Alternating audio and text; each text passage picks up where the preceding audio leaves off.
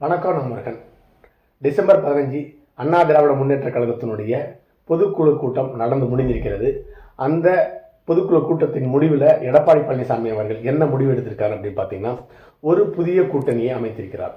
அது என்ன கூட்டணி பார்த்தீங்கன்னா, ஏற்கனவே கட்சியினுடைய பொதுச் செயலராக இருந்த ஜெயலலிதா அவர்கள் எடுத்த அதே முடிவு தான், மக்களுடன் கூட்டணி என்ற முடிவை தான் எடப்பாடி பழனிசாமி அவர்கள் எடுத்திருக்கிறார். நீங்கள் நினைக்கிறதை போலவே பாட்டாளி மக்கள் கட்சியினுடனோ அல்லது திராவிட முன்னேற்ற அல்லது விடுதலை சிறுத்தை கட்சிகளுடனோ அல்லது இடது கம்யூனிஸ்ட், வலது கம்யூனிஸ்ட் மற்றும் கொங்கு கட்சியுடன் கூட்டணி என்று நினைத்திருப்பீர்கள். அப்படி கிடையாதுங்க, மக்களுடன் தான் கூட்டணி. அது எப்படிப்பட்ட மக்களுடன் அந்த கூட்டணியை அமைத்திருக்கிறார் அப்படின்னு பார்க்கலாம். அரசு ஊழியர்களுக்கு தாங்கள் ஆட்சிக்கு வந்தால் பழைய ஓய்வூதிய திட்டத்தை கொண்டு வரும்னு சொல்லிட்டு அவர்களை முழுமையாக நம்ப வச்சு அவர்களை தேனும் பாலும் தங்கள் ஆட்சிக்கு வந்தால் அரசு ஊழியர்களுக்கு ஓடுன்னு சொல்லிட்டு வாக்குறுதி வச்சு ஆட்சிக்கு வந்த திராவிட முன்னேற்ற கழகம் 3.5 வருஷம் ஆச்சு. இன்னும் பழைய ஓய்வூதிய திட்டத்தை கொண்டு வரது மட்டுமில்லை, அவர்கள் ரிட்டையர் ஆகியும் பஸ் ஊழியர்கள் ரிட்டையர் ஆகியும் 10 வருஷமாக தங்களுக்கு பிடித்த பணம் வழங்கப்படவில்லை. அவர்கள் ரிட்டையர் ஆகிற நாளில் வெறும் கையோடு தான் வீட்டுக்கு சென்று கொண்டிருக்கிறார்கள். அப்படி பாதிக்கப்பட்ட அரசு ஊழியர்களுடன் அண்ணா திராவிட முன்னேற்ற கழகம் 2026 கூட்டணி வைத்துக் கொள்ளும். அதே போல தற்காலிக ஊழியர்களை நாங்கள் ஆட்சிக்கு வந்தால் நிரந்தரமாக்குவோம் அரசு ஊழியர்களை. அதே போல ஆட்சிக்கு வந்தவுடனே எங்களுடைய முதல் கையெழுத்து எதுவாக இருக்கும் என்றால் நீட்டுக்கு தடை செய்து கையெழுத்து போடுன்னு சொன்னாங்க.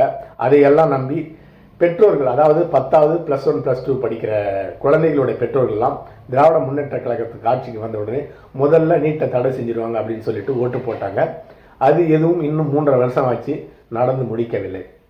இப்போ திராவிட முன்னேற்ற கழகம் என்ன காரணத்தை சொல்கிறாங்கன்னு பார்த்தீங்கன்னா, இதனுடைய ஒரு பொறுப்பு அல்லது ஒரு முடிவெடுக்கக்கூடிய இடம், அதிகாரம் மத்தியில் இருக்க பாரதிய ஜனதா கட்சிக்கு தான் இருக்குது, எங்களுக்கு அந்த அதிகாரம் இல்லை அப்படின்னு சொல்லிட்டு கை நழுவி போகிறாங்க. தேர்தலுக்கு முன்னாலே திராவிட முன்னேற்ற கழகத்துக்கு தெரியும், நீட்டை தடை செய்கிற அதிகாரம் தமிழக மாநில அரசுக்கு கிடையாதுன்னு தெரியும். அப்படி இருந்தும் பெற்றோர்களை ஏமாற்றி ஆட்சிக்கு வந்திருக்காங்க. அடுத்தது, கடந்த 5 ஆண்டுகளாக அண்ணா திராவிட முன்னேற்ற கழகம் இந்த ஒரே செங்கலை தான் வச்சிருக்கு மதுரை எய்ம்ஸ் மருத்துவமனைக்காக. அதற்கு பிறகு எந்த விதமான முன்னேற்றமும் இல்லை அப்படின்னு சொல்லிட்டு உதயநிதி ஸ்டாலின் அவர்கள் ஒரு செங்கல் எடுத்துட்டு தமிழ்நாடு முழுக்க சுற்றுப்பயணம் செய்திருக்கிறாரு. இவங்க திராவிட முன்னேற்ற கழகம் ஆட்சிக்கு வந்து 3.5 வருஷம் ஆச்சு. அந்த ஒரே செங்கல் தான் இன்னும் மதுரை எய்ம்ஸ்க்காக கட்டப்பட்டிருக்கிறது. அதிலும் ஏராளமான ஏமாற்று பொய்களை சொல்லியிருக்கிறார்கள்.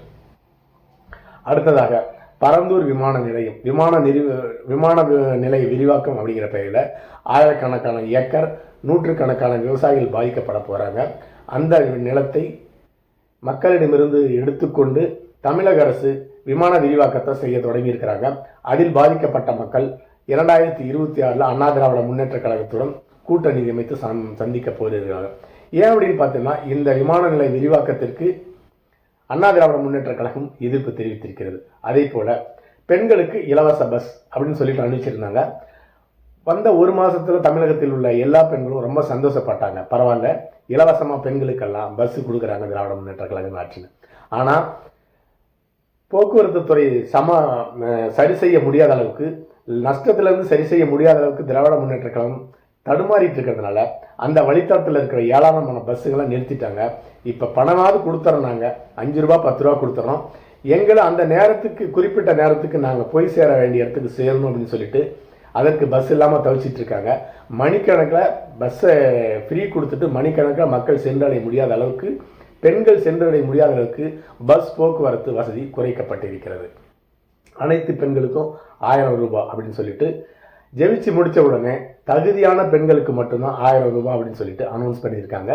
அப்படி தகுதியற்ற பெண்கள் கண்டிப்பாக 26 தேர்தலில் அண்ணா திராவிட முன்னேற்ற கழகத்துடன் கூட்டணி அமைத்து வாக்களிக்க போகிறாங்க. அடுத்ததாக, மாதம் மின் கட்டணம் எடுக்கிறோம். 2 மாதத்துக்கு ஒரு தடவை எடுத்தால் யூனிட்டினுடைய எண்ணிக்கை அதிகாகுது, அதனால் டேரிஃப் அதிகமாகுது அப்படின்னு சொல்லிட்டு திராவிட முன்னேற்ற கழகம் மாதம் மின் கட்டப்படும் சொல்லிட்டு இன்றைய வரலும் அதை அமுல்படுத்தப்படவே இல்லை. அதெல்லாம் போதாதுன்னு சொல்லிட்டு ஏற்கனவே இருந்த மின் கட்டணத்தை ஆட்சிக்கு வந்த உடனே உயர்த்தியிருக்கிறாங்க. அடுத்ததாக, அத்தியாவசிய பொருளுடைய விலை விண்ணை முட்டும் அளவுக்கு இருக்கிறது.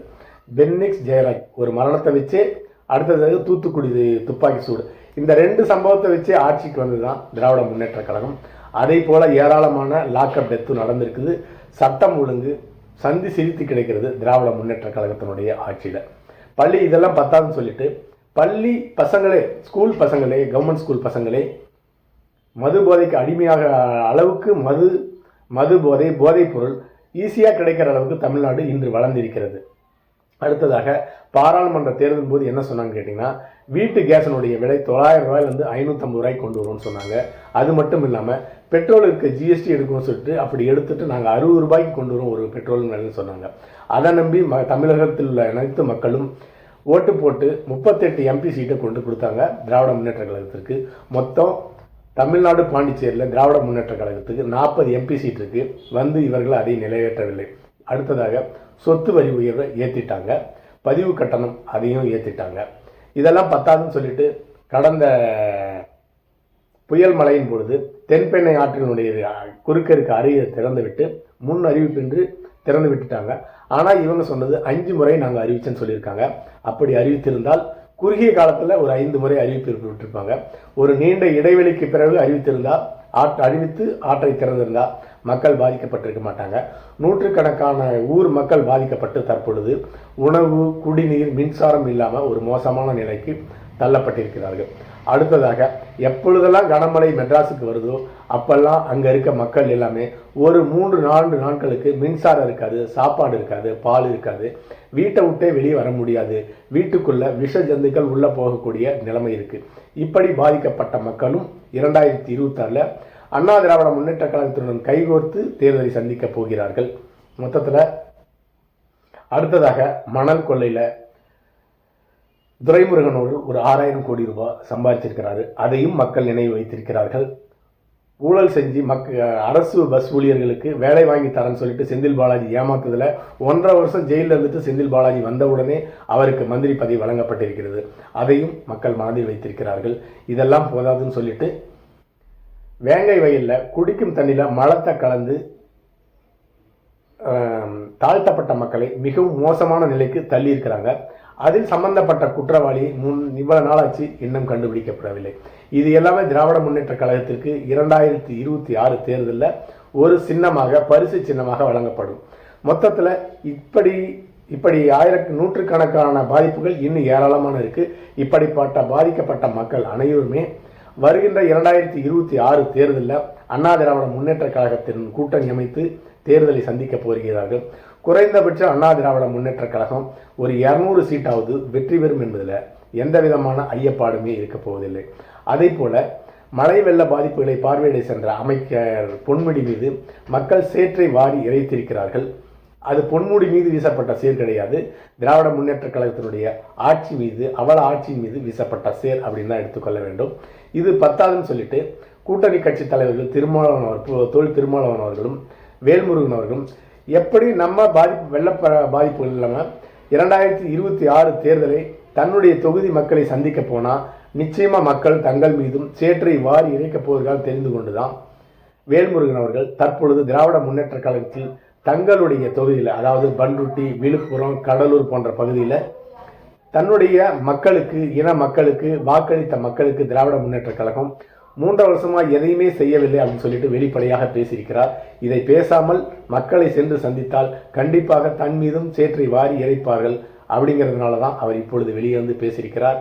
அது போதாது என்று விடுதலை சிறுத்தைகள் கட்சி தலைவர் திருமாவளவன் அவர்கள் மது ஒழிப்பு என்ற மாநாட்டை நடத்தி கட்சியிலிருந்து வெளியேறுவதற்கான, கூட்டணியிலிருந்து வெளியேறுவதற்கான ஏற்பாடுகளை செய்ததால் அதை ஒரு வெற்றிகரமாக திராவிட முன்னேற்ற கழகம் முடித்து வைத்திருந்தாலும் ஆதவ் அர்ஜுனா அவர்கள் வெளியேறியதிலிருந்து அந்த கூட்டணி ஒரு பிளவுபட போகிறது, அல்லது கூட்டணியில் இருப்பவர்கள் அதிருப்தியில் இருக்கிறார்கள் அப்படின்னு தான் தெரியுது. மொத்தத்தில் வருகின்ற 2026 தேர்தலில் பாதிக்கப்பட்ட மக்களுடன் அண்ணா திராவிட முன்னேற்ற கழகம் கூட்டணி அமைத்து ஒரு 200 சீட்டுகளை வெற்றி பெறும் என்பதில் எந்த விதமான ஐயப்பாடும் அதிமுகவில் மக்களுக்கு கிடையாது. அதுதான் உண்மை. அடுத்த பதிவில் சந்திக்கலாம். நன்றி.